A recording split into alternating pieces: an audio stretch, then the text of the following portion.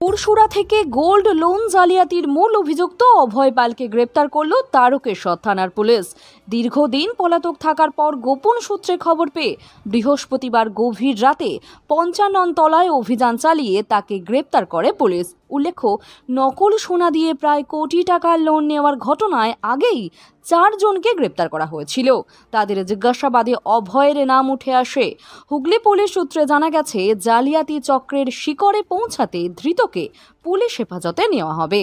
নকল সোনা দিয়ে আপনি টাকা হাতিয়েছেন, কি বলবেন? আমি নকল সোনা দিইনি স্যার, ওরা দেখে নিয়েছে, যখন 22 ক্যারেট বলে লিখে দিয়েছে। এখন পরবর্তীকালে 3 বছর পরে বলছে ওটা নকল সোনা। আপনার বিরুদ্ধে তো সুনিশ্চিত প্রায় কোটি টাকার ওপর আপনি জালিয়াতি করেছেন, কি বলবেন?